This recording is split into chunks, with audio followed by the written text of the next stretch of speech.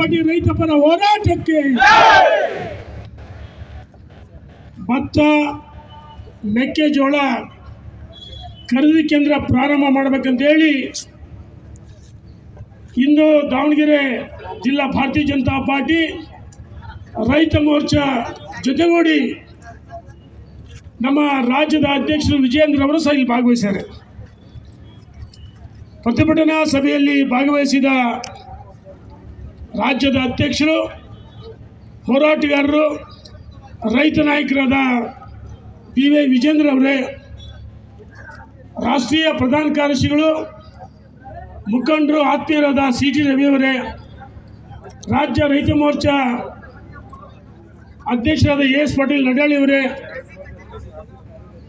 ಮಾಜಿ ಸಚಿವರು ಆತ್ಮೀಯರಾದ ಅರ್ತಾಳ್ ಆಲಪ್ಪನವರೇ, ಜಿಲ್ಲೆಯ ಮಾಜಿ ಶಾಸಕರುಗಳಾದ ಎಸ್ ವಿ ರಾಮಚಂದ್ರ ಅವರೇ, ಮಾಡಾಳ್ ನಿಲ್ಪಣ್ಣನವರೇ, ಬಸವರಾಜ ನಾಯ್ಕರವರೇ, ಮಾಡಾಳ್ ಮಲ್ಲಿಕಾರ್ಜುನರವರೇ, ಜಿಲ್ಲಾಧ್ಯಕ್ಷ ರಾಜಶೇಖರ್ ನಾಗಪ್ಪನವರೇ, ಉತ್ತರ ಮತ್ತು ದಕ್ಷಿಣ ಅಭ್ಯರ್ಥಿಗಳಾಗಿದ್ದಂಥ ಬಿ ಜೆ ಅಜಯ್ ಕುಮಾರ್ ಅವರೇ, ಲೋಕಿಕೆರೆ ನಾಗರಾಜ್ ಅವರೇ, ಭಾರತೀಯ ಜನತಾ ಪಾರ್ಟಿಯ ಗೌರವಿತ ಎಲ್ಲ ಪದಾಧಿಕಾರಿಗಳೇ, ಪ್ರಧಾನ ಕಾರ್ಯದರ್ಶಿಗಳೇ, ಇಲ್ಲಿ ಭಾಗವಹಿಸಿದ ಎಲ್ಲ ಮುಖಂಡರುಗಳೇ, ಕಾರ್ಯಕರ್ತ ಬಂಧುಗಳೇ, ಮಾತಿಯರೇ, ಮಾಧ್ಯಮ ಸ್ನೇಹಿತರು, ಹೂನಪ್ಪ ಹಣೆಯ ಕರ್ಮಸ್ಯ, ನೀನು ರೈತನ ಮಗ, ಎಲ್ಲ ರೈತನ ಮಕ್ಕಳೇ. ಭಾರತೀಯ ಜನತಾ ಪಾರ್ಟಿ ಇರ್ತಕ್ಕಂಥ ಎಲ್ಲ ರೈತನ ಮಕ್ಕಳು, ಕಾಂಗ್ರೆಸ್ ಇರ್ತಕ್ಕಂಥವರು ಕಾರ್ಪೊರೇಟ್ ಸಂಸ್ಕೃತಿ. ಬಂಧುಗಳೇ, ಈ ಹೋರಾಟ ಇದು ಇಲ್ಲಿ ನಿಲ್ಲಲ್ಲ. ಈ ರಾಜ್ಯ ಸರ್ಕಾರದ ವಿರುದ್ಧ ರೈತರು ಬೆಳೆಯುವಂಥ ಭತ್ತ ಮತ್ತು ಮೆಕ್ಕೆಜೋಳಕ್ಕೆ ಬೆಂಬಲ ಬೆಲೆ ಕೊಡಬೇಕಂತೇಳಿ ಇವತ್ತು ದಾವಣಗೆರೆಯಲ್ಲಿ ನಮ್ಮ ರಾಜ್ಯದ ಅಧ್ಯಕ್ಷರು ಪಾಲ್ಗೊಂಡಿದ್ದಾರೆ. ಬಂಧುಗಳೇ, ಕಳೆದ ವಾರ ಮಂಗಳವಾರ ಹೊನ್ನಾಳಿ ನ್ಯಾಮತಿ ಅವಳಿ ತಾಲೂಕಲ್ಲಿ 2 ತಾಲೂಕುಗಳು 5 ಹೋಬಳಿ ಬಂದ್ ಮಾಡಿಸಿದ್ರು. ನಮ್ಮ ಮುಖಂಡರುಗಳು ಭಾಳ ಜನ ಬಂದರು, ಕಾರ್ಯಕರ್ತರಿಗೆ.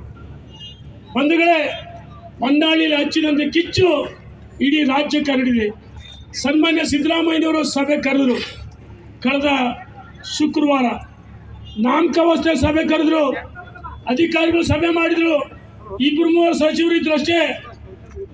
ಆದರೆ ಸಿದ್ದರಾಮಯ್ಯ ಏನೇನು ಹೇಳಿದ್ರು, 70 ಲಕ್ಷ ಮೆಟ್ರಿಕ್ ಟನ್ ಕೇಂದ್ರ ಸರ್ಕಾರ ಆಮದು ಮಾಡಿಕೊಂಡಿರುತ್ತೆ.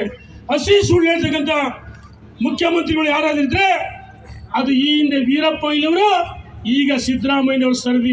ಬಂಧುಗಳೇ, ಈಗಾಗಲೇ ನಮ್ಮ ಕೇಂದ್ರ ಸಚಿವರು ಪ್ರಹ್ಲಾದ್ ಜೋಶಿ ಅವರು ಹೇಳಿದರು, ಯಾವುದೇ ರೈತನ ಹೊರದೇಶದ ವಿದೇಶದಿಂದ ಮೆಕ್ಕೆಜೋಳ ಆಮದು ಮಾಡಿಕೊಂಡಿಲ್ಲ ಅಂತ ಹೇಳಿದರು.